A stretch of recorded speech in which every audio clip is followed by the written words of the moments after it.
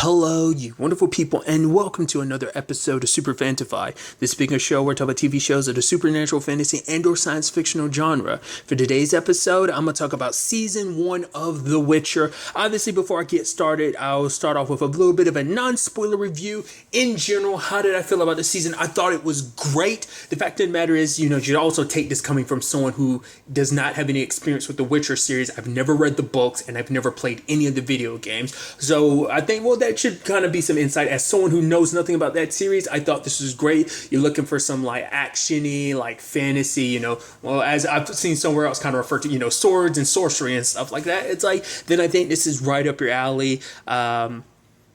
It's a very I'll get more into this when we get to spoilers, but I think the story does a very interesting thing with how the story is told, without giving too much away. Like around episode 2 or 3, you'll kind of get what I'm talking about, because there's hints to, like, maybe there might have been hints sooner, but there's hints to be like, whoa, the story's told in a very unique way. Like I said, I'll get to that more in spoilers, but I liked it, obviously, like I said, this is my first instance of really get to know Geralt, so I think this is a nice introduction to the character and kind of getting the story to understand who he is, and just it's like I said, I'll talk more about this in particular about spoilers in the spoilers discussion, but it's like the whole like aspect of like destiny playing a big part. Like there's some grand design kind of to everything to a certain extent. So I mean, like I said, like just in general, if you're looking for something kind of like, oh, Middle Ages, fantasy, I won't use Game of Thrones as a barometer, because as someone who's never watched Game of Thrones, I can't really use that as a comparison. But if you're looking for something with a little of that feel and vibe, then I think this is right up your alley, so that's all I got to say about the non-spoiler review. Going forward, I will be going into heavy spoilers, so if you have not seen all of season 1, do not listen to this, because you will get spoiled. So you have been warned. Okay, so getting into that, what I was bringing up earlier about the way the story was told, I thought that was so interesting, because at first it's like, cause we saw that Cirilla's mom got lady, was it Calanthe, had gotten brought up in conversation, but I was like, wait, she's dead at this point in time. So I was like, what? And then like other things popped up. I was like, wait, we're complete. And I love how they did it, because like everything with Yennefer, it was kind of the farthest past, and then a lot of stuff with Geralt was kind of like the more recent past, and then obviously everything with Cirilia was kind of present day. And I thought that was such a unique way to kind of bounce back and forth. So it did kind of confuse you for a little bit, like, okay, so what time frame are we in? Because they'll start referencing stuff. I was like, no, hasn't that already happened? It's like, right, we're in the past at this point in time.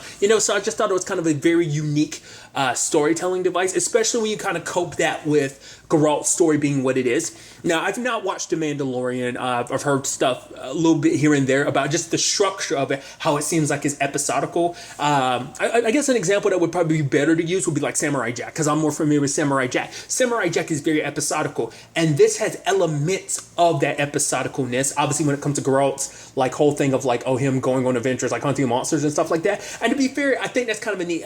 Maybe the books are structured like this, but obviously knowing a little bit about the games, obviously I don't know all there is to know about the games, but I know that they're kind of like packed with side quests and stuff like that. And obviously this being what Geralt does, like, for on a daily basis, for a living, it kind of makes sense that, like monster hunting would be like his side of the story. So it allows for this episodical element to it, but the other two angles to the, like, because Geralt's story is slowly building up to get, like, it's all kind of like ultimately like as the season progresses, like stuff from Yennefer's story that was super far in the past starts bleeding over into where Geralt's timeline is, and then everything with where Cirilia is kind of present day, but obviously those two storylines start bleeding into her storyline. So like I said, I just thought it was like neatly structured, and just how the fact is everything ends up ultimately kind of connecting, which once again I talked about it earlier, like how destiny is kind of linked. I thought that was actually kind of an amazing thing about this, how like running away from your destiny causes mass explosions of just like shit going wrong, because Yennefer didn't go to Niflgaard like she was supposed to, and rather went to that other place. That led, I'm going to butcher her name, it's the other witch, it led her to go there, and then things start spiraling at Niflgaard, which led to the whole, attack on, Cirilla's home and everything. So it's like if Yennefer had kind of gone where she was originally supposed to go, maybe the scales wouldn't have turned the way they did. And you take something like Geralt. If Geralt hadn't walked away from the law of surprise that had been set up with him, so he's supposed to be looking after Cirilla, the fact of the matter is maybe things wouldn't have gotten so bad, because it turns out he literally walked away like that entire 12 years and he never came back. So it kind of adds this element of like, if he had just, once again, because even was it Mouseck was saying like, if you walk away from this, there will be, Destiny has a way of kind of like, kind of getting you back from walking away from Destiny, that there will be, and it's like, it's Yennefer's mistakes and Geralt's mistakes that led down to this path. Because even someone that, what was that dude, Borsch, had brought up the fact is of like, oh, if only someone was there to kind of keep Niflheim, I'm about calling them Niflheim, geez, I've slipped in a little Final Fantasy 15 there, sorry, Niflgaard, if someone had been there to kind of temper their current ruler and stuff like that, then maybe things would be a little bit different and stuff like that. I mean, hell, like so much is built upon it, because Geralt got involved with Calanthe and her family. It's like, oh, like when her daughter died, like to be overprotective of her granddaughter, she kept the walls up and stuff like that. Obviously, because I think there was some part of her that was worried that someday Geralt would come back, and that led to her probably not handling other countries the best way. I mean, to be fair, even before all that stuff went down, I kind of saw that she didn't handle stuff the very way, because she's a warrior. So for her, it's just kind of like, you got a problem, I'm a slap you and put you in your place. Kind of the mentality that Calanthe had. So it kind of adds this interesting element to that whole situation. So I thought that that was kind of fascinating, but kind of, like I said, breaking down some of the storylines. Obviously, the whole thing of like, once again, I think it's kind of a neat thing of, we still don't 100% know all the ins and outs of what a witchery is. Obviously, if you probably read the books or the video game or played the video games, you probably are a little bit more well informed, but obviously they tiptoe around it a little bit. Like, obviously that witchers are made by magic. For what purpose necessarily, other than hunting monsters? Like, that's their job and everything, and I'm assuming that's what they were made for and everything. But like, what was like the main like thing that led to witchers becoming a thing? Like, how long have witchers been around? The fact of the matter is, it seems like Geralt is one of the last few. We only see one other the entire show, so it begs the question like, how many are there? But obviously, like, everything, I love, because obviously, like, his struggle with, obviously, because he's a witcher, people look at him as a monster, because it's like, oh, you are kind of human, but at the same time, you're something else, you're a mutant, which obviously kind of almost adds this X-Men element to it, where you're being, people turning against you because of, you being different, And obviously that whole storyline with him and Renfri, that was actually super tragic, because as someone who has been viewed as a monster, and she's viewed as one, because I'm surprised that storyline never came back, but maybe that'll turn into something later on, maybe not.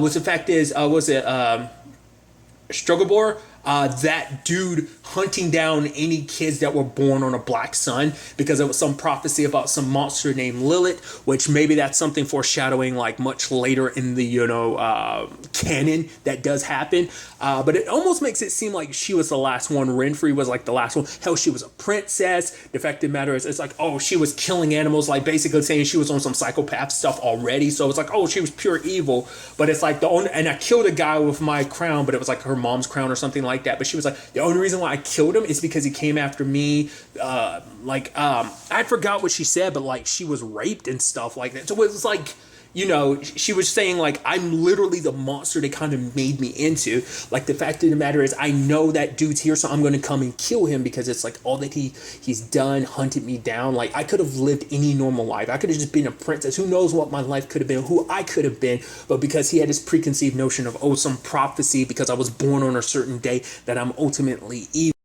She didn't really have, an opportunity or choice to kind of live her own life, which obviously Geralt can understand that, because for him, it's like, he never had a choice in being a witcher. That was kind of a choice that was kind of forced upon him, and now he has to live his life as a monster, where people have these preconceived notions about it. A constant one being like, oh, witchers don't feel. And he was like, yeah, people like to say that, just it gives them extra reason to despise us. But it's like, as we can see with Geralt, he feels just like anyone else. And I love that line he had told, that I want to, and it's Stregobor, where he was like, oh, killing Renfri would be the lesser of two evils. And the fact of the matter is, he's like, at the end of the day, whether it is a lesser evil, a stronger evil, a middling evil, it's still evil. And he's like, hey, I'm literally not trying to judge you. I've literally done a lot of stuff in my life that I'm not proud of. So who would I be to judge you? But the fact of the matter is, if I'm presented with an opportunity where I have to choose, then I won't choose. And that's a sad thing, because when Geralt thinks he's not going to choose, he kind of ends up making a choice inadvertently. But you can also make the argument the choices end up kind of getting made for him, under the circumstances. I mean, hell, when you actually kind of look at a lot of stuff throughout the season, it's like when he does make a choice, there are catastrophic consequences, whether it's the whole Jen and Yennefer thing, which we'll get to soon enough, or whether it's the Ciri, or rather Ciri, or rather Cyrilla. I'm always butchering her name. Sorry, Cyrilla. I do apologize. Once again, I'm terrible with names, and you should probably get to know that ahead enough. I'll probably just be calling her Siri going forward. The only reason why I don't want to do that, just in case it's like, well, in case you have a Siri yourself, so it's like, that might be an issue, but I do apologize ahead of time if that ends up becoming an issue. But moving on. And obviously, Renfri kind of forced his hand, telling him that, basically putting him in a position of like, you have to make a choice. And he ended up, inadvertently making a choice. And that whole thing in the woods I thought was kind of interesting. Like, I don't know whether that was supposed to represent the fact is that Renfri has some prophecy abilities. Was it just in the moment of death? Like, because obviously there was that whole thing she had told, like, Geralt when he was kind of halfway sleeping. Not unless that wasn't actually her. That might have been someone looking like her talking to him. But like her final words to him and everything of basically being like, the fact is you'll never know if you made the right decision or not. The fact of the matter is the girl in the woods will always be with you. At the time, I kept wondering later on if that was supposed to be Siri, but I kept thinking like, well, maybe he's supposed to represent her. It was supposed to represent her, meaning that the fact is that day and those events will always stay with him. What they had before will stay with him, but just everything connected to it as well. That's what I was kind of thinking. But Strogobor showing up to be like, oh, we need to take her and examine, do an autopsy to prove that he's like, no, you're not going to lay a hand on her. Like, oh, you're under her spell. And it's like, and in that moment, he turns the entire town against, him, being like, oh my God, look at you. You butchered these random people. And the girl he had actually saved, rather than her sticking up for him, she was just kind of like, oh, you should probably leave town and never come back. It's like, we were getting all buddy before, but now it's because you're serving your master, and lo and behold, he was literally going to let you be, sacrificed and everything, because obviously Renfri was going to use her as a means to get Strogobor to come out, so, which we never see where he is much later on in the season. Like, the fact is we see him here and there, but like we never, it's just kind of, part of me just wants him to get what's his. Like, maybe off screen he did, but probably most likely not. I'm sure we're going to be seeing his ugly mug soon enough, but it's just because he's such an asshole, you just kind of want him to get his comeuppance. I love the whole, there's so much in this season to kind of break down, dude. Probably another one that I really liked was the whole aspect of the whole elf situation. And I like that because that shows you how the world has a preconceived notion about everything. Because obviously, Ciri meets that boy who's like, oh yeah, I have these elf ears. My brother was killed by an elf, so I cut off the ears of all these elves, blah, blah, blah, blah. Like, it seems like elves are such terrible people, but then you find out, like, Ciri in particular finds out her mom was actually the bad guy. It's like she slaughtered nothing but like a whole bunch of like, elves. They don't really have much of a home left. It's like the fact is they only fight as, it was self-defense, because it's like, not only did you slaughter, it wasn't like you slaughtered like men and warriors. It's like you slaughtered women and children and our babies, and their bodies are being used to fertilize land and stuff like that was originally ours. So it kind of turns into that's not good, And especially that's got to be a hard thing to hear for Ciri, because like obviously this is your grandmother we're talking about. The fact of the matter is, I mean, you're always going to have a bit of a blind spot when you come to family, but that's also family too. And that's a line that kind of repeats itself. I think is kind of interesting when it comes to this whole storyline. It's basically history is written by the winners, and that's a truth you can take to, obviously applies in real life as well. Like, history is always from the perspective of like, oh yeah, we're the good guys. Once again, no one's the villain of their own story. Everyone's the hero of their own story. So I just thought that was kind of, a beautiful element to that. And even Geralt was kind of be like, you guys, he was talking to the king of the elves, and he was like, if you're going to kill me, go ahead, but don't put me in the same category as the humans, because obviously for him, it's like, I get the same guff. And I even thought it was interesting because Jaxier, the bard, I love that whole thing of him singing and stuff like that, going along with Geralt so he can get like a song and stuff like that. It's like, no, I'm gonna change people's perspective of you. And even Geralt's like, that's not actually what went down. He's like, yes, but respect doesn't make history. So he's skewing the elf story to make Geralt seem even greater and more amazing, because obviously it's like, well, it's a more compelling story, but also it's like, well, we'll worry about, we're working on your perception. We're not here trying to change the, history and stuff like that, so. I did like that I was wondering if it was just going to be a one-off episode thing, because a lot of characters, not all of them, but quite a few characters are one-offs, and I was kind of expecting Jack Shior to be one, but he turned out not to be. We do see him kind of pop up from time to time. I love that. Going to Calanthes, like that party and celebration, because he needed Geralt to be a bodyguard, because it's like, yeah, I've slept with some married women, I've slept with some people's, girlfriends, wives, mothers, sisters, so I need you to protect me in case anyone tries to kill me. And I love later on, he's like, yeah, what was it? I think he had said like a horse had kicked him, basically making him into a eunuch. And it was like, and the guy felt so bad for him. He's like, oh, here to drown your sorrows. And it's like, oh, like now my reputation is ruined at the party. But Geralt was like, yeah, but the fact is you're still alive. So that, has to be something.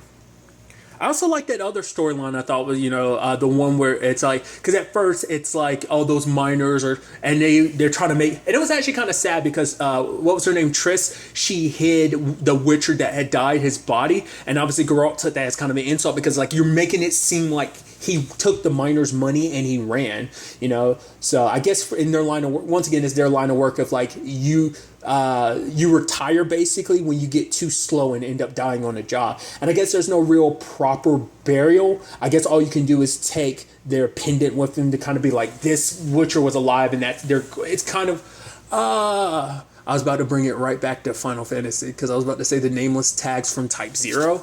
It's kind of like how that kind of works, of like those who have fallen type of thing. So I think it's that, but there's no like proper burial, at least not that we saw. So I like I said, I don't think Witchers are very ceremonious in that regard. So, but that was actually a really tragic story, finding out that the fact is, like, the monster there after Striga, the moment he was like, oh, heart and liver, I was like, oh, we dealing with a werewolf? Especially because they said the moon, but it's like, I guess it works in a similar vein as a werewolf, but it's not a werewolf.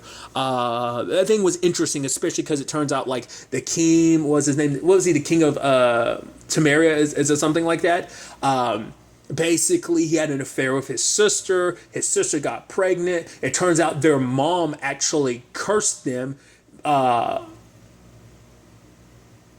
Well, no, she didn't curse him. It seemed like she did, because she was telling him, hey, you saw this, but it's like their mother never, obviously it's a complicated thing of like, oh, like your relationship is an abomination, that type of thing. But to find out one of the dudes that was serving the king is actually the one who put a curse on him, because it ended up killing the whole situation. It's like he didn't want what happened to their daughter to happen. It's just he ended up infecting the king's seed and cursing him and his seed. So obviously her getting pregnant cursed their child, and that child's been like this his entire time. And so now the king is in this complicated situation, because obviously the miners want this creature dead, but at the same time he can't let that creature die because it's his daughter, so Geralt, ends up having to kind of fight it off on his own, trying to avoid killing it. Once again, and I think that's a really nice element that we see of Geralt the entire season, is the fact that it's him, his unwillingness to kill a lot of things, just because it's like, unless they're like monstrous things that need to be killed,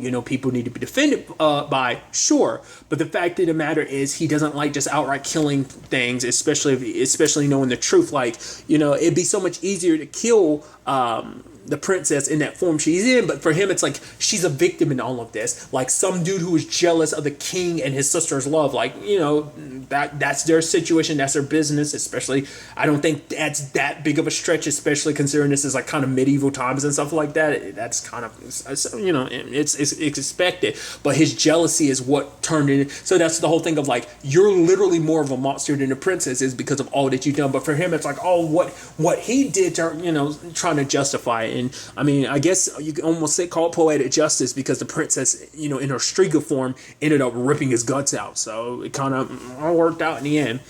Luckily, Geralt was able to kind of save her. I think the whole point was like the spell being enchanted, and then like basically her being stuck outside of her crypt, like her being inside of the crypt when the sun comes up. The sun coming up is supposed to revert it, but obviously, like after she's done her thing, she goes back to her crypt to hide. So that I just thought that was kind of an interesting, storyline all on its own, especially because it comes back later on because that said king shows up to kind of help at the very end of the season. But obviously, we'll get there soon enough.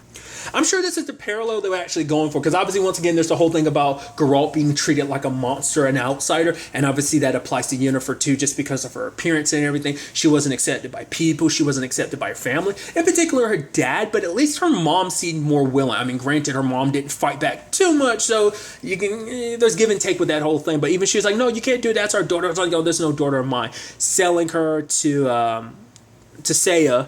And, Tisea is training all these other witches, especially people she finds like that have, magical potential, obviously, for being one. But, and I like that, we kind of learn a little bit about it. I have to always bring up other examples. It kind of, the whole chaos situation kind of reminds me of Magna Carta 2. It's a video game. Once again, I'm the nerd that has to make all these other references. But it kind of reminds me of like in Magna Carta, there's like all these natural elements. It's called Khan. That's magic in that universe essentially. And it has to be built up in an area. Like there's some areas where it's just naturally more. That's what it almost kind of feels like chaos kind of is, but it's more so within yourself, like more so than anything. But it does seem like...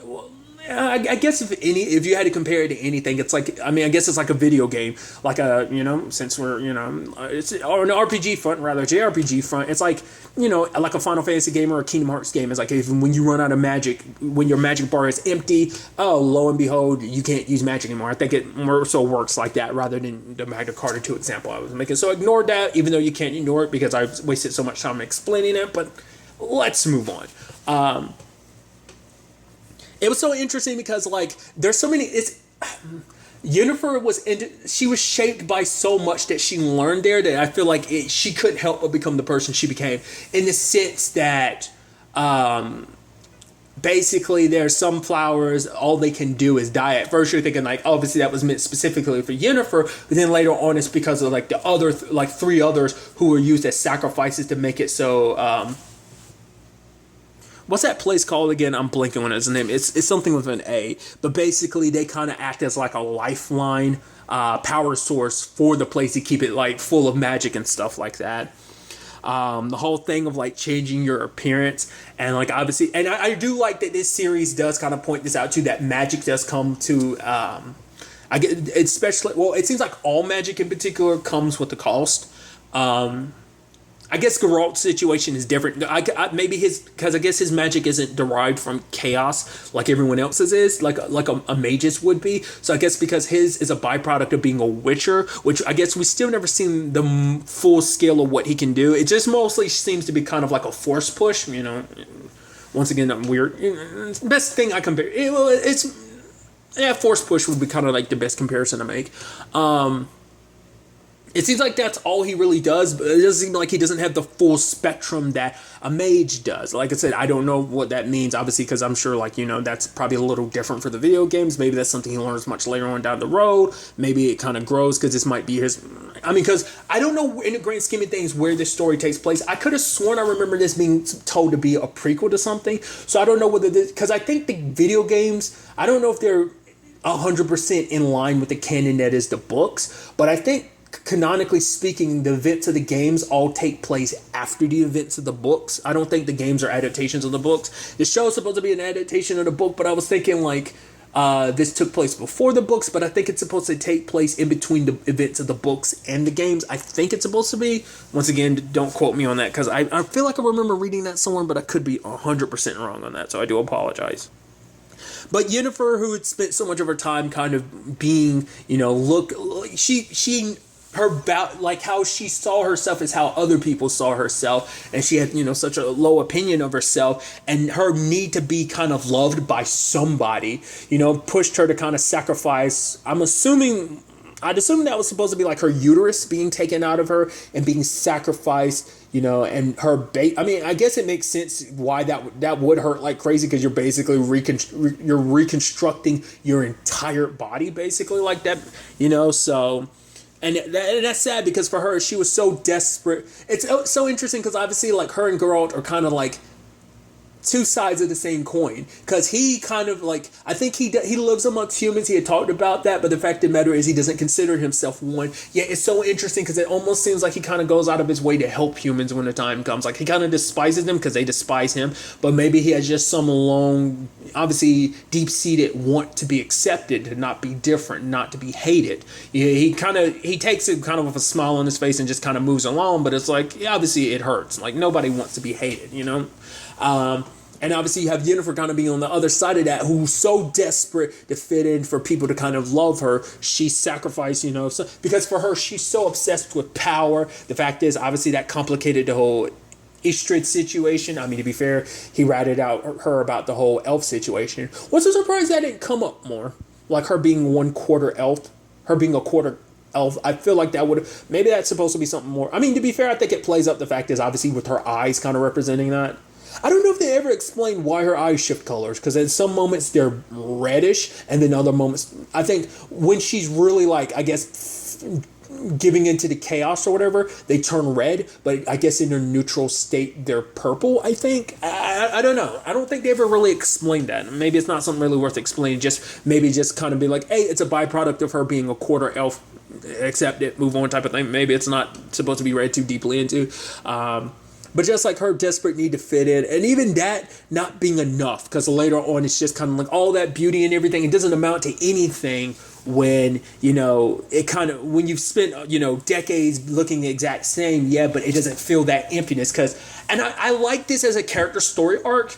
I'll use a Netflix example. I know people didn't like the show. I liked it. It is what it is. Iron Fist. It kind of reminds me of Dany's story, how Dany was so desperate, you know, to fix what was broken inside of him because of everything that he went through. He became the Iron Fist. He got the Iron Fist because he thought it would fix him. She thought the same thing. She thought by being beautiful and kind of putting herself in this high position, she kind of wanted to be like, oh, look at me now. Hi, F my family, my dad in particular, for selling me off for like 4 marks. How is this for 4 marks? You know? So, but she was so desperate for that, and she was willing to make a sacrifice, not knowing at the time what that would really mean, what that mean cost her, especially because she has to look after this particular king's wife. Like, all these decades later, she's looking after some king's wife because she belongs to the court. So obviously, like, every new heir, she's kind of, you know, every, you know, new chain in the family royal line, she serves them, and now she's serving this wife, you know, and everything, and they're getting attacked by an assassin and everything. I was like, hey, that one particular guard, he's making it with him, he's making it. They made it to the desert, poor bastard got killed. I was like, I should have known. And it was also shitty of that lady to be pissed at Yennefer, because it's like, oh, you useless. I mean, later on she calls her a useless bitch, but she called her useless something. I had useless witch or whatever, because I was like, do something about it. Yennefer was like, bump that, teleported away and left her alone. Then she called Yennefer a useless bitch. And then the mother was kind of like, here, take the daughter, take her, and then, you know, because I can, it's like, oh, you don't have to kill me, I can produce him a son. Here, take her as a sacrifice. It's like, wow, you are just the shittiest person. You were literally trying to sacrifice your own daughter to protect yourself. Obviously, didn't work because she still ended up dead. And Yennefer tried to come back and protect the child because I guess, you know, a byproduct of, like, obviously wanting a child of her own. And I guess it was almost Destiny being an asshole in a sense that, like, oh, she saved this child, well, attempted to, but the child ended up dying, which is that's fucking dark and super twisted. But it's almost like you desperately wanted a child, because also it's like that mother was an asshole and she ended up with a child, yet me, despite everything, now that I want a child, I can't have one, you know. It's so interesting because it almost seems like she blames, you know, Tisea and the others for, like, her, but it's like, that was kind of your choice, but I guess for her, it's like, they, like I said, their lessons kind of put her in a position to make her, you know, you gave me all this power and stuff like that, and you know, they didn't well equip her is kind of like the whole thing, I think, of what she was kind of getting out of, like, preparing her for, like, what that sacrifice would really mean, because it's like, well, also because I guess it's like, you didn't put me in a favorable position, because obviously, Stregobor kind of put her in a position because it's like, oh, she's an elf, so we should send her to Nilfgaard, so she didn't want to go there. So it's kind of like all that kind of pushed her to be where she is, especially because it's like to say I didn't back her up because you ended up getting outvoted by everyone else. So it's like it's not like you have my best interest at heart type of situation. But like I said, it kind of falls on her, but it is a combination of a lot of things that led to that, you know. So that's kind of how I'm not trying to, you know, that's just kind of how I feel about it.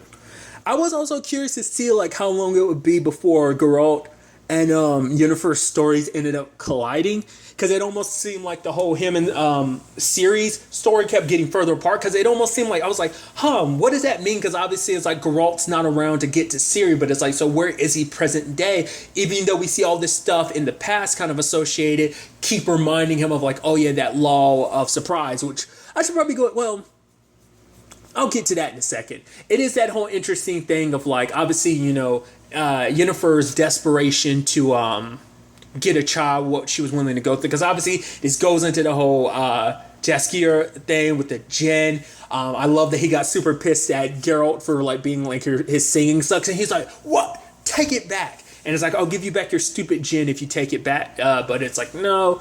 And obviously, he's in the process of dying, and even though Geralt tries to pretend like he doesn't care, he heavily does care, because Jaskier is kind of literally the only friend he has. So, desperate to save him, he ends up running into Yennefer. That's why I was kind of like, oh wow, your storylines are colliding at this point in time. That's interesting. And obviously she's got this little like orgy going on and everything, but obviously Geralt, he has some resistance to magic being a witcher and all of that.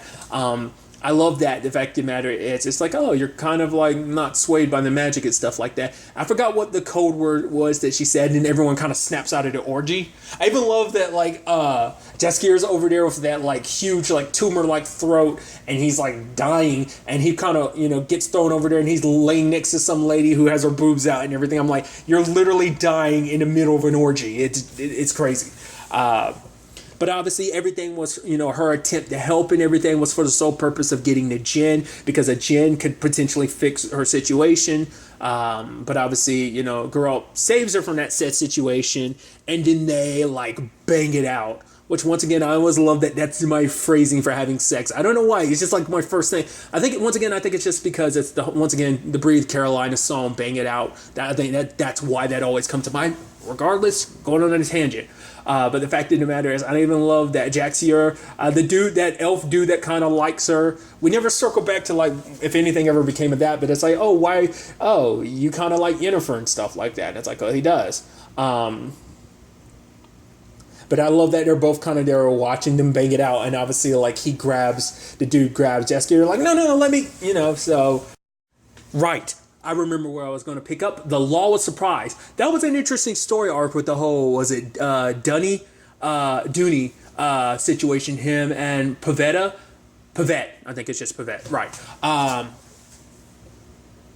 That was an interesting story arc, especially because, like, you know, Pavette's mom is there and everything. Because I kept thinking the entire time, I'm like, are we going to find out that, like, Geralt is actually the baby daddy? But it turns out later on we ended up finding out, it's like, oh, Witchers can't have children. Which, that's also an interesting thing, because, like, I'm skipping all over the place, but I love that conversation between him and Yennefer, because he was like, honestly, you can almost look at it as in an effed up way a blessing, because he's like, me being a Witcher, like, there's a multiple reasons why they made it so we couldn't procreate, but honestly, it would mean he kind of looks at the biggest positive being, I don't want to put any child through this, like carrying on this burden of being a Witcher. So it's like, at the very least, there's some good of that. And I guess like in his mind, the silver lining for Yennefer is like, she kind of wouldn't have to, her whole situation wouldn't have to be carried over to a baby, also because it's like, well, once again, because you're only trying to be a mother because you think being a mother might fix, you know, kind of what's missing in your life, kind of fill that hole in your heart. So kind of that. But, you know, circling back to the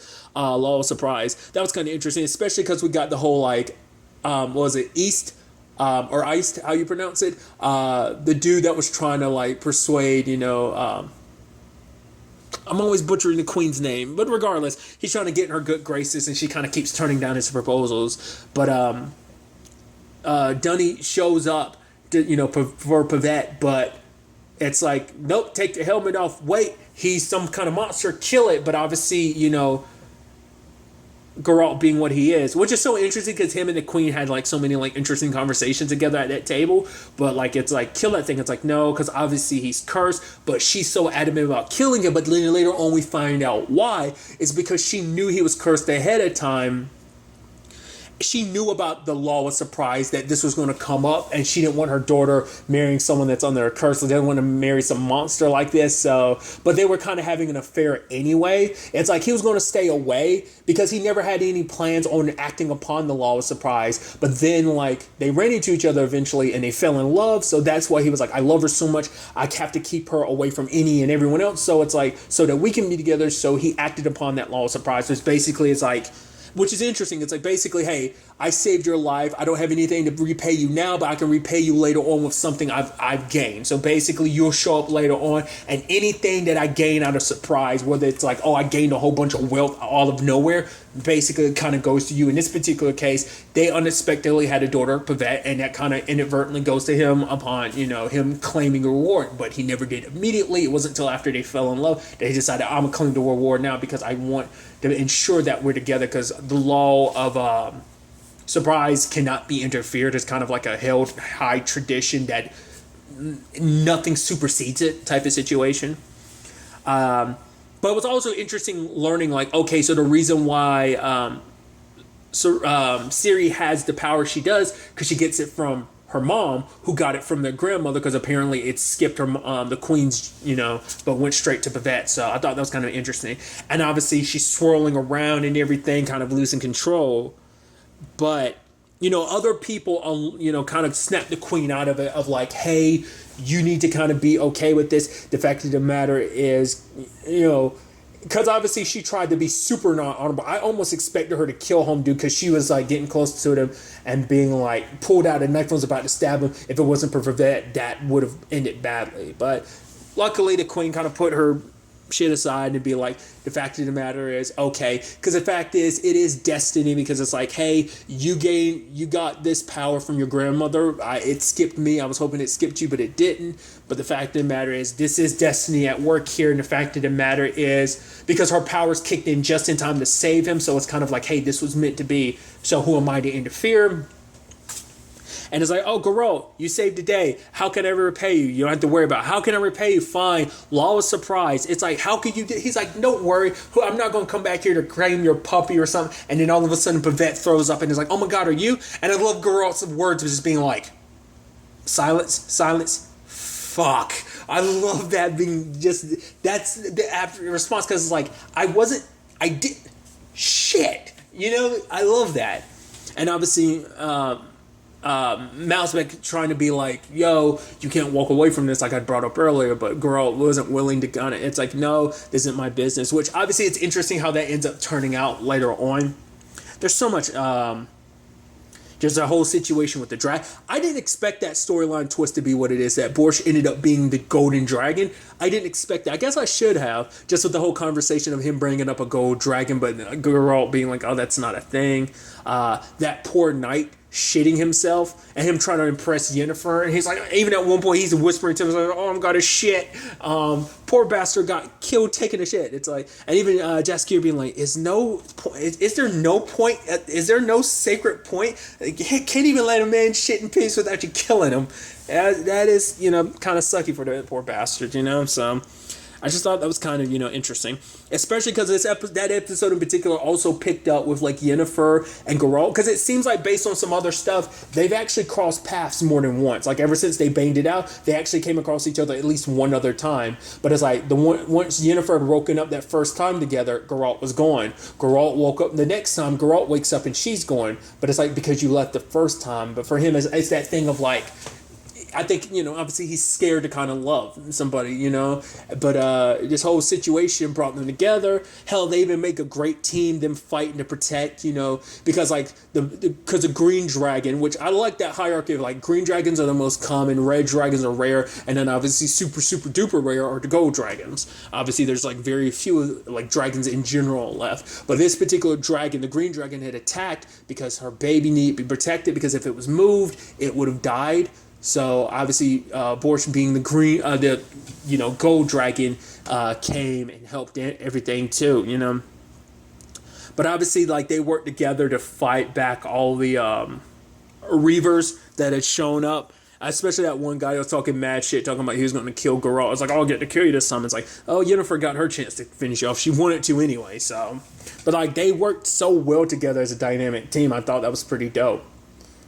Was it during that fight? It might have been, I want to say it was that fight where they kind of, like, kissed and then at the same time, like, force pushed some dudes away. I was like, that's actually super romantic and badass at the same time.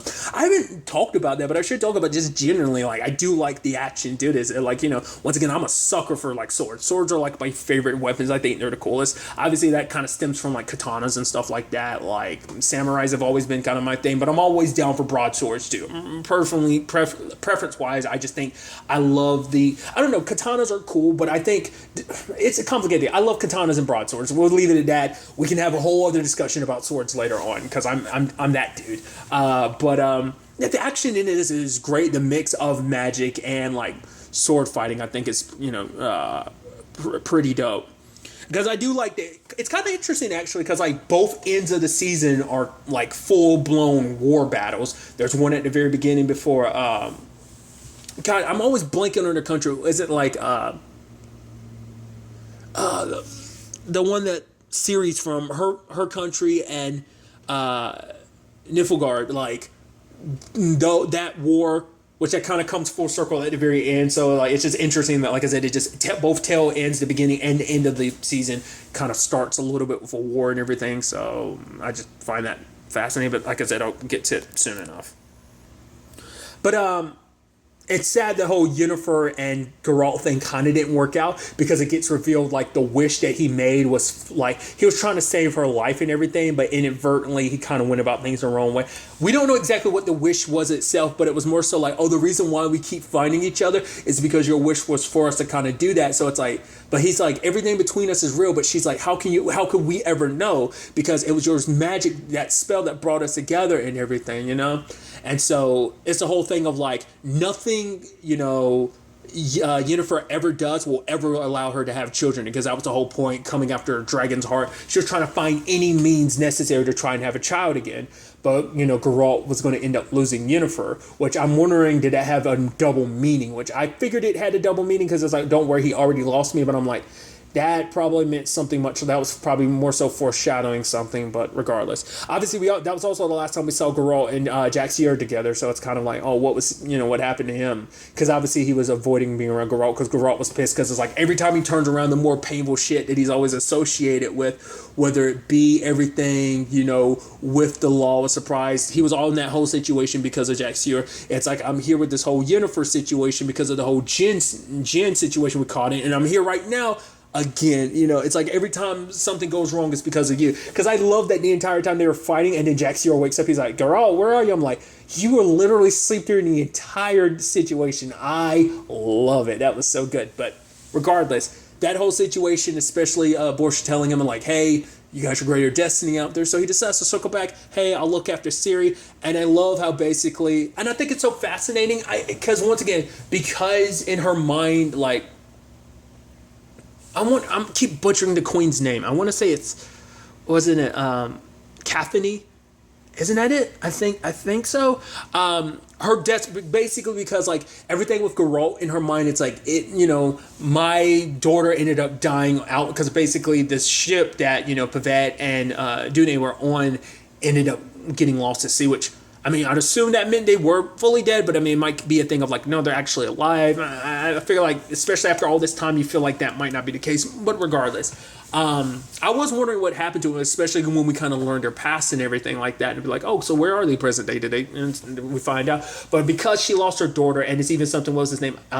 East had, you know, talked about the fact that she came back from such a big breaking point. Her desperation to protect her granddaughter got her to put up, like, large walls and stuff like that, because I guess she felt like the moment if Ciri was in trouble, obviously Geralt would show up wanting the law, you know, invoking the law of surprise. But for her, it's like her granddaughter's all she has left, and she wasn't willing to give that. But even Geralt's like, I'm not here to take your child from you. I just want to protect her, because I get, you know, I had the feeling that, obviously, like everyone keeps telling me this whole destiny anything. So it's like, hey, maybe she needs to be protected. You know, I'm very good at it. But they try to trick him and everything. And it's so interesting because it's like, and even the episode title is like Before a Fall. I loved finding out the time frame of that. It's like literally the day that shit goes wrong is the day they lock him up for that, because he was like, I can't walk away from this whole Siri thing. I want to just protect her. Like, I'm not trying to do anything. I'm not trying to take your granddaughter from you. But because she was so foolhardy, being like, oh, we can do this. If Niflgaard comes at us, we'll take them down. Super turned out not to be the case because you guys super lost. You know, so that ended up being a thing in itself. So, and by the time they came to try and, you know, rescue Geralt from him being in prison, he had already kind of gotten on his own. So it's like, it's so interesting that all those storylines kind of converged in that moment of just kind of like, just like once again, just because a desperate need to fight destiny kind of exploded in everyone's face in that moment. You know, it's just kind of sad. Like I said, because like, maybe if they had listened to Geralt from the beginning and just, but to be fair, it's like if he hadn't walked away those 12 years ago, maybe they wouldn't be under the circumstance. Like I said, it's just so much is compounded upon itself and led to things playing out like this. So many people kind of running from their destiny, and destiny has a funny way of catching up with you in the long run anyway. That kind of, you know, ends up applying as well. So I just thought it was kind of fascinating how that ended up playing out. Obviously, there's the whole thing about that Doppel. It's essentially basically like a skinwalker from the TV show Supernatural. It kind of works like that, especially the whole weakness to silver. I wonder, that must be based on some like mythology or lore, just for them to both kind of have like, oh, a shapeshifter that is silver hurts him. I just thought that I was like, oh, they must be based on the same lore. But regardless, it pretending to be home dude, what was it, Mousepick? I'm blanking on his name right now. Like I said, once again, I do apologize. I am shitty with names. Trying to track down Ciri, who had met, oh dude, there's so much to talk about that too. The whole situation with her meeting that mother who was kind of talking mad shit about her mom. And it's like, and it seemed like she was kind of a hoity-toity lady herself, just a sense that she was like, oh, getting that shorter dude. It's like, oh yeah, make her some boots. Oh, don't worry, he's wanted to clean. Was that supposed to be like, I guess because I'm assuming because he was on a, like, I don't know, was he supposed to be like a dwarf or something? I'm assuming, especially because she was trying to make it seem all derogatory in the sense of like, oh no, he's one of the good ones or one of the clean ones or something like that. It's like, okay. Which is interesting because home dude, because she ended up yelling at him and stuff like that because he dropped something he was supposed to carry, and she slapped it out of his hands. He got pissed and he stabbed her multiple times in the back. I was like, Jesus. I mean, kind of shows that they weren't the nicest of people. It seems like they kind of came from a higher ranked family, but they just, at least the mom just seemed kind of like an asshole. I mean, it doesn't mean either one of her children deserved to kind of die the way they did, but, you know. That boy saving her, Dara, turns out he's an elf, which obviously the irony behind that, considering when he finds out who Ciri really is like, well, your mom is so-and-so. It's like, she slaughtered my people. Like, only reason why I'm alive is because I hid. Obviously, they end up in the forest, and the forest calling to her like that is so interesting. The ladies are kind of reminding me of Amazonians. That's why I was actually kind of shocked when they let Dara stay, because I was like, I wonder, did they let Dara stay because he wasn't human, because he was an elf? Maybe not. I don't know if the ladies that were there, the dryads, right? I don't know whether they're not humans, right? Or were they humans that became dryads, or they're just dryads in general? I'd assume they're just dryads in general, but I was like, huh. Because I kind of got like a Themyscira type of vibe from it. I know I am making all the references today. Because it was just all ladies. So I was thinking like, oh, this kind of like an Amazonian thing, but they were letting Dara stay. I'm like, oh, I guess not. Because obviously Themyscira, not too big on the male species, you know? They have their reasons. It's just how things are. But it's like, oh, basically, you drink the water, you kind of forget all your problems and stuff like that. You kind of start anew. But for Ciri, because of her powers and everything, like whatever she really is, it made it impossible for her to forget. Obviously, the doppelganger showed up pretending to be someone that she cares about. But obviously, Dara immediately kind of jumps on and like, yeah, Geralt saved your life, huh? And he told you to come get Ciri rather than come get her himself. Why? It's like, yo, he's pulling us apart. But even, you know, Ciri started asking questions. And obviously, it goes and meets up with Cahir. Which is interesting because I feel like we're meeting Cahir, but even he's not the main bad guy. Because even he kind of served, there's someone higher above him in this whole situation. It's the dude who ended up taking over from, because the throne had previously been usurped, and he killed the usurper because he's technically the rightful heir to the throne. Not Cahir, but Cahir serves the, because they said his name like one time, I don't remember what it was, but it's the current leader of Nilfgaard. So I just thought, it was kind of interesting. I'm wondering what it is, because he talks about it a little bit, but never goes into detail, like what it is about being with Ciri that he really wants. Like, because for him, it's like, oh, it's their destiny to come together. But in what regard? I guess, like, because it's so interesting because she's supposed to be his destiny, where it's like him and her, well, Ciri and Geralt are supposed to be destiny too. So it's like, maybe it's all tied together, or maybe the fact of the matter is somebody's been lied about their destiny, We'll see in the grand scheme of things. I mean, to be fair, I felt bad for him because at one moment he ends up thinking he caught Ciri, but it turns out to be the doppelganger, and I thought that was so interesting. I was like, oh, are you about to die? Are we about to, like, because it seemed like you were being set up as kind of like the main antagonist for right now, and you're about to get, oh, no, he survived. But once again, that Doppel is out there. He's somewhere out there now. Whether or not, I'm curious to see what kind of happens from there.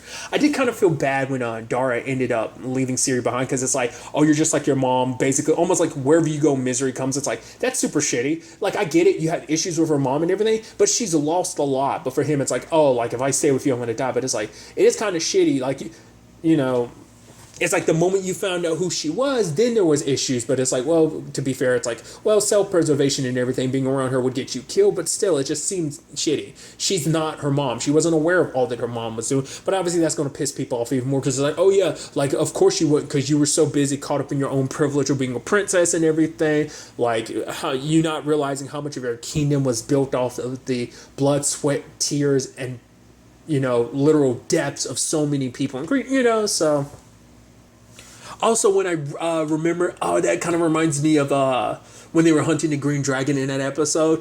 There's that creature that came out. Geralt was like, leave it alone. It's just starving. And that knight comes and slices it to pieces. I was like, oh, that's so heartbreaking. And Geralt being like, it literally would have left us alone if you hadn't done that. If we just fed it, it would have just gone on its way. I was like, which now that I'm remembering that, I'm like, right. That also kind of deserved it. You kind of like, well, I'm not going to say he deserved to die while he was taking a shit, but it's like, well, I mean, well, karma came back and bit him in the ass.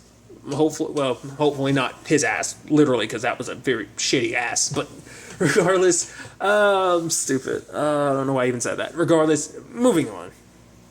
Circling back to Ciri, I think it's interesting.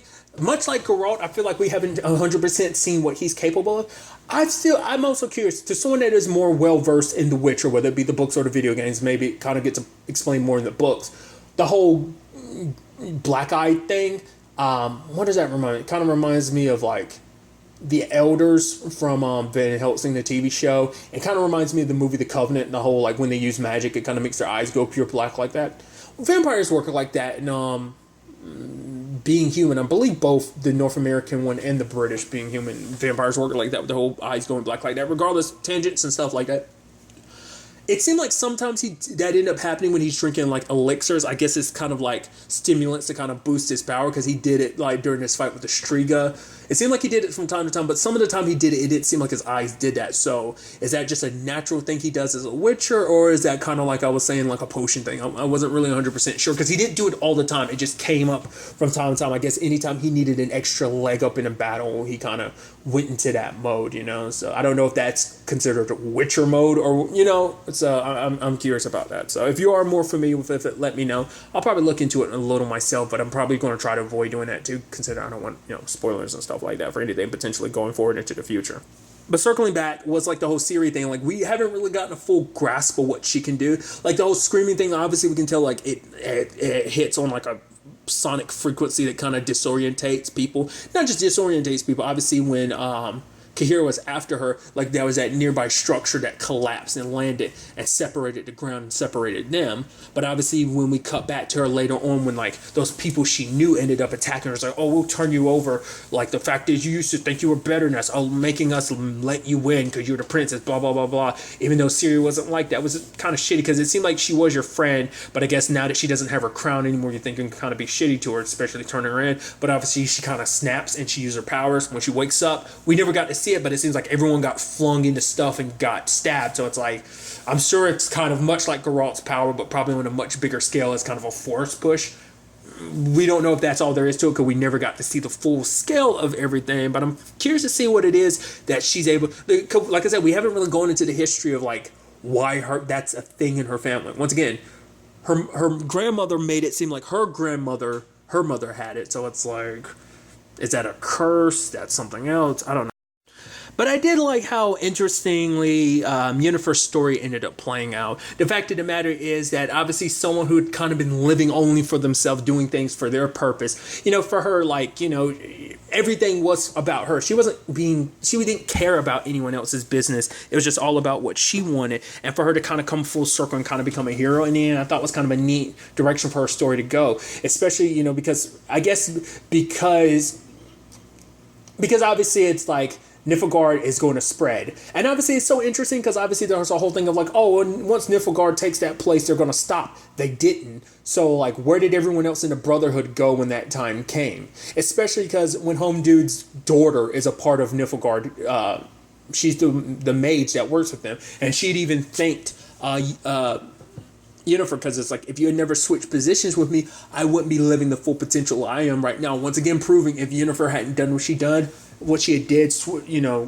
going to that other place instead of Nilfgaard, who knows how this all could have changed. I mean, that's the thing, hindsight's 2020, and the fact is, Yennefer, maybe that kind of plays a role into why she feels the need to do, because it seemed like she wanted nothing to do with it, and even at first, on their way there to kind of, they're basically trying to stop like Nilfgaard's advancement into the north. And it's like, even on the way there, she seems like she had hesitation because it's like, why don't you just pick up all the children and run?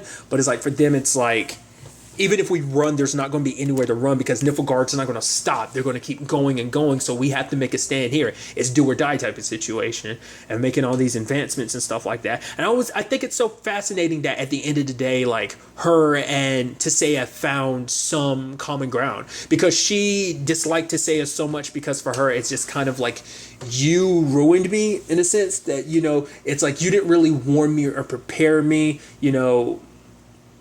which, Tissaia had tried on occasion to reach out to her, but obviously Yennefer being so proud and just wanting not to rely on anyone, obviously that's not just something related to Tissaia. Like, obviously she has her issues with Tissaia, so she's super reluctant to accept her help, but obviously that was a thing even with Geralt, which obviously, because of that whole reveal and everything, because of the Djinn wish, it's kind of like, oh, they're kind of in a rocky place. Even to the point, like, she runs into Triss later on, who helped with the whole, Striga princess thing, and it was like, oh, Geralt helped out. It's like, yeah, you should be careful around those Witchers. They'll all end up, disappointing you type of thing, which is like, oh, I'm kind of seeing that obviously, like, it's not really in a position to be really forgiving Geralt, but nevertheless, the fact of the matter is, like I said, when the time came, she did fight. Hell, she was the first one to kind of put up, like, that fireball had came crashing down. She wakes up immediately. She grabs it and throws it back in the air. I was like, that's actually pretty badass. I don't know, it just kind of reminded me of some DBZ level stuff of like, oh, here's a Kai blast or something. Let me divert it. That's what, once again, my nerdy brain kind of like associates,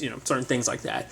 But even though the odds were severely against them, they put up a hell of a fight, whether it was like, Triss, like, making poison mushrooms. And it was also sad because, like, on the Nilfgaard side, it's like, two mages sacrificing stuff, because obviously, once again, magic, there's a price to using it. So they were literally they were sacrificing their entire bodies to make those bombs, those fireball bombs, essentially. And it was like, but Triss is putting up these, like, mushrooms that poison some of the guys.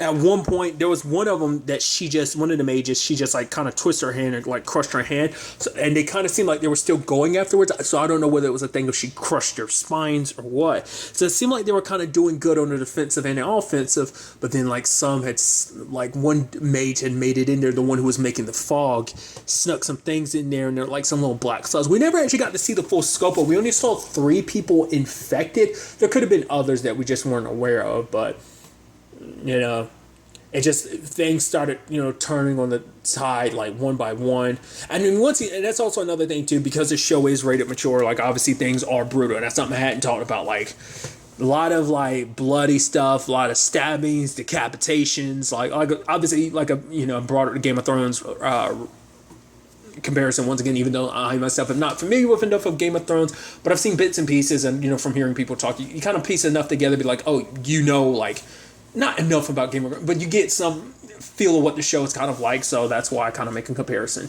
But it's kind of sad, like it seems like such a one-sided fight. And obviously, like, it comes for Yennefer to be, like, the deciding force in this. And it's like, let all your chaos go. Let it explode. And I thought it was pretty impressive because when she let it go, she didn't kill Tissaia. That, like, obviously, even in her rage, she had enough to be, like, not hit the people that are good guys in all of this. Because she was kind of like their last line of defense, considering the fact of the matter is everyone else was knocked down. There's that dude that was fighting Cahir. I don't know what to make of him because it was that dude, the V dude. But the fact is that one guy was like, oh, help me. And he bashed the dude's brains in. So I was like, are you being controlled, or is that supposed to be something we're going to learn about later on, where it's like maybe like you get so caught up and have a thirst and love for battle that you're so... I don't know what that's supposed to mean. Maybe he doesn't want people to see him weak or something. That's me making a stretch, but I'm like, I don't know what to make of that. It's like, you just randomly kill that dude out of nowhere. I don't know what that was about. That was the last time we saw him. But Yennefer ended up burning a lot of people, but then she disappeared. I was like, because I was thinking that was sucky because, like, obviously Geralt was kind of somewhat heading in that direction. I was like, oh, please get to Yennefer. But, because I was hoping he'd be able to get there in time to help with the battlefield, but he couldn't because he was recovering from that wound, because he ended up helping that dude who was trying to help bury those people's bodies and stuff like that. Obviously, we know that was the camp that Ciri was at. But obviously it was like, oh, that was like almost a week ago. So kind of giving us somewhat of a time frame between like how long it's been for, her story. So her story is basically taking place over the course of a week, whereas someone like Yennefer's has taken place over the course of decades. That was interesting. Obviously the same thing for Geralt's story, kind of playing out the same way as well. It gets a little complicated considering the fact is, well, because it is a 10-year span, like, and I guess once you get to a certain age, it kind of don't change too much age-wise. But I guess it's also because it's a land of magic and stuff like that. Mages and witchers, it kind of makes sense, the whole, like, not aging too much thing. But there were certain other people, like Jax here, it had definitely been, like, 12 years at that point. Maybe it hadn't been at that point. But he had said it'd been, like, been a decade since they'd seen each other. He kind of looked the same. But it might be the thing of, like, hey, if you're 25, maybe you're not going to change that much when you turn 35. Maybe that's kind of what it is. But regardless of the whole situation. But getting back to it, Yennefer being gone and Tissaia calling out for her made me go like, oh, did she put her all into that attack? Put her like, so it's like she stopped all the armies, and you see like the king from, Temeria? We see him showing up with his army just in time. So it's like that kind of gives him a fighting chance, even though, like I said, everyone's heavily wounded and messed up after this battle. And we don't know necessarily if Yennefer's dead, or maybe she's kind of in that lane, kind of a bit of a magical purgatory between life and death. Who knows? But whatever it is, that cry out for Yennefer was something that reached even Ciri. And obviously the farmer is bringing, Geralt back to its man. I thought it was kind of a bummer because you see Ciri running and then the cart pulls up. I was like, oh, right, she had mentioned her husband. I was like, Geralt and Ciri just missed each other. Which we do get a little insight into Geralt, kind of learn, because he had brought it up before about the fact is that I think Yennefer had thrown out the fact is that his mom had abandoned him or whatever, to basically let him end up in a situation that he did. So we learned that basically, and I also find out that his mom is a mage, because we saw at one point she's levitating an apple. It's like, oh, that must mean something. But she left him to become a witcher. Because at first I was like, oh, did you just abandon your son for whatever reason? But it turns out because Geralt was being killed by someone, and she's taken on many forms. She's taken on Renfri's form, and then Yennefer, I guess because these are two people that were important to him, that maybe he feels like he failed. I'm wondering why those, it's like, well, maybe it's just him and his delusion. He's seeing them just because they played such a pivotal role in who he is, kind of help, forged his story this season. So maybe that's what that is. But for him, it's like, why did you leave me? It's like, the fact of the matter is, at no point in time did you come to try and find me. You figured that it'd be destiny that brought us again. I'm like, there we go. Destiny is quite the fickle one, isn't she? And so the fact of the matter is for it to be, like I said, just destiny kind of coming back again. in this to come back in this shape or form too, of just kind of like all Geralt's ever heard, just all this destiny stuff, and now it turns out that's why his mom did what he did. She did because I guess for her, she knew what Geralt's destiny was. So it's like you were meant to be there, but it's like I'm wondering why. He wanted answers, but for her, it's like they wouldn't do us any good. The fact of the matter is, treat this like a dream. So find Siri. So it's like that. So I guess as a maid, she was able to see his destiny ahead of time and knew what it was capable of. So I wonder, did she actually know that her and Geralt would ever cross paths again? Did she ever expect them to be like? Maybe that's why she showed up now, because it's like I can't let you die here. Obviously, you're my son, but also because so much depends on it. You finding Siri is the key to all of this. And so it's like, oh, that mother being like, oh yeah, there's a little girl that we found, and it's like, wait, what?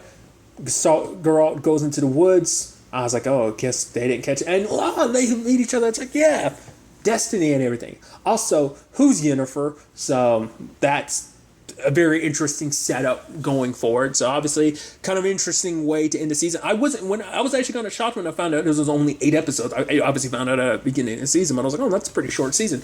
But nevertheless, like I said, still kind of a great ride. Like I still feel like obviously there's a lot to this world we still don't 100% know, that I'd be kind of interested to obviously dive into that more, understanding obviously more about Geralt and everything that he went through. Once again, we get bits and pieces about what the Witcher process is. He was like, oh, do you like my eyes? The fact of the matter is, do you want to know how they end up like this? Apparently we find out only like 3 out of every 10 kids become a Witcher. All the other kids end up dying from the process or the trials or whatever. Which I guess that also plays into why there's so few of them left. Well, because Geralt was originally trying to get to the guy who made him into a Witcher to kind of heal him, but he ended up inadvertently running into his mom. Makes you wonder, is there supposed to be some significance to that, why he ended up running into his mom rather than the guy who made him into a Witcher? Who knows? I mean, I thought that's who he was going to, because I think he was it like Vesmer. It was something else with a V. His mom's name was a V, but the other person who made him a Witcher's name was a V as well. The Witcher has been renewed for a second season, which I'm happy to hear that, because I'm really, like as I said, I feel like this is just kind of like the starting gates. The fact of the matter is, just like I said, learning as much about this world and his Witchers and stuff like that. I'm curious to see, is season 2 going to have a similar structure? Probably not, because I think this structure was told the way it was just to kind of get all the ducks in a row, because there was a lot of story to tell over the course of specific time, rather than just probably making entire episodes dedicated to a particular time frame, kind of weaving in and out of particular the past, the present, and everything. Probably it made it easier to kind of do. Like I said, it led to a very interesting structure, because I've never really known a show to kind of bounce back and forth between time like that without it being a clear indicator, because it made it, like I said, everything from the beginning kind of makes it seem like it's all in the same, that is all happening at the same time, but just like, nope, the time frames are like very drastically different, timeline wise and stuff like that. So I don't know. Maybe that'll be something they play with around with in season 2. I didn't even talk about this. I love how they, like, obviously each episode opens with like the title card and it's a different like symbol, and then all the symbols came together on the 8th episode to be like the wolf symbol that girl has. I was like, oh, that's actually super freaking dope. That's an interesting way to do a title card, like, because it kind of started getting longer, and I was like, wait, what is happening? All the medals started popping up, and then they formed into that one. I was like, that's actually pretty dope. So I'm curious to see if they end up doing something like that for season 2. But yeah, I mean, I'd love to kind of see where all this ends up taking us. I feel like everything's going to be probably more like forefront on fighting, like, oh, we got to fight back Niflgaard, especially considering the fact is they're after Ciri, and obviously they potentially kind of going after the person that obviously Geralt loves. I'm sure we might see some familiar faces. Like I said, I think it's interesting because, like, also there's a lot of this, not a lot, but a good chunk of the show was also like episodical. Once again, that was just Geralt's story. So obviously him being a Witcher, I'm wondering, is that going to be an element? Like I said, we see continued, or we're going to see other Witchers, finding out actually how many other Witchers are actually left in the universe. What is it going to be like now that Ciri and Geralt have found each other? What does Destiny have in store for them? Obviously, we know Destiny has some part to play for Yennefer as well, because she has her own part to kind of play in all of this as well. So I'm curious. We will ultimately have to just wait and see. But really, that's all I want to talk about. So the next time we meet, be happy, be safe, live life to the fullest, and enjoy it. Good day, and Goodbye.